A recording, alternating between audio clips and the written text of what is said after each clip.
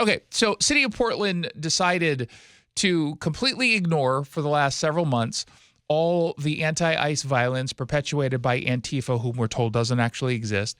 And now they're saying, well, we're going to pull the permits for ICE to operate its facility downtown because, hey, y'all did stuff we don't like. You're violating our agreement. Now, it's being described as a standoff between the city of Portland officials and the Trump administration. The allegations after a city investigation was that the local ICE office is violating the land use permit because they might have detained some illegal immigrants overnight, which is something the city says directly flouts the conditions that were placed on the facility when they agreed to allow them to operate there. The documents were obtained by The Guardian, and it shows that the city permit limits detentions to under 12 hours and caps daily numbers below 15, meaning no more than 15 detainees could be there, and they can't stay there longer than 12 hours. They can't do overnights either. But the report from The Guardian says that there were at least 25 instances this year, so in 9 months, where detainees were held past that limit, and even on a few occasions, they stayed overnight.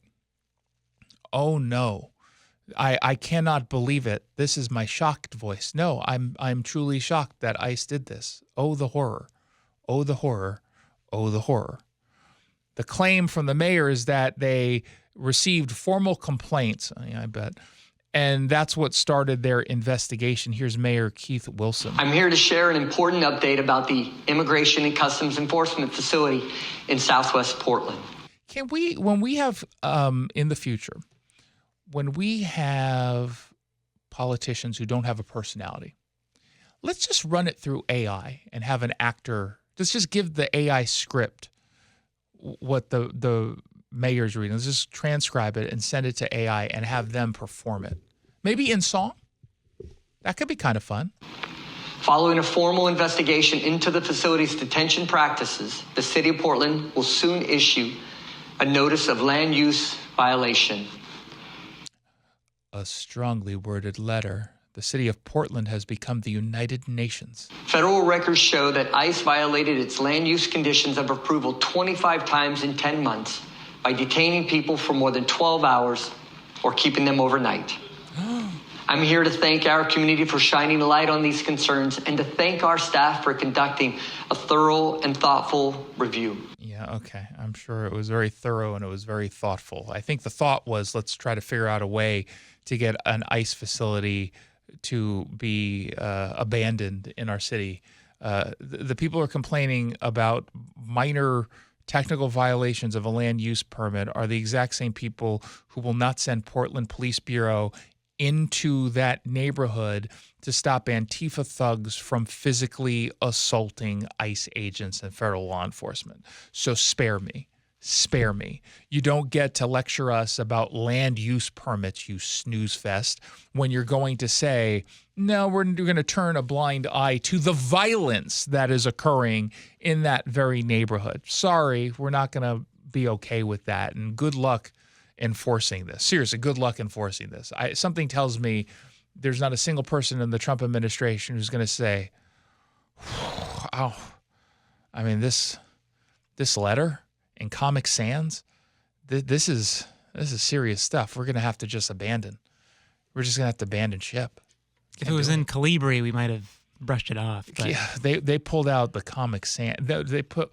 Did you see how they put the best regards at the end? It was in impact bold. That's a practically font. Shouting. Yeah, I mean that's a font that's not messing around. I'm intimidated. Something tells me they're just going to ignore this. They're just going to throw it away, and they'd be right to.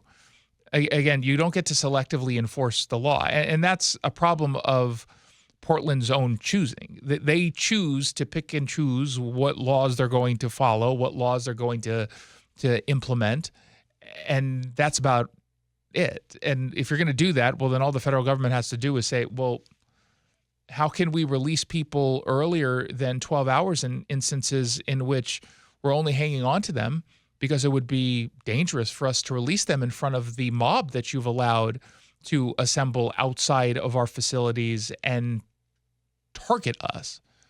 How we could, in good conscience, these are human beings. We can't just release them. It's just so ridiculous how transparent and political these folks are. And rather than simply say, and you know they would, if they had examples of your abuela, the farmer, the janitorial staff at a hotel that gets mistreated or held a little bit too long at this ICE facility, they would be screaming about it. But they don't, which indicates the worst of the worst are actually there. And they're saying, no, you should release them into the community after 12 hours. You got to release them. I mean, the best they have is like Kilmar Abrego Garcia. That's, the best. Yeah, exactly. That is the best that they have. Oh.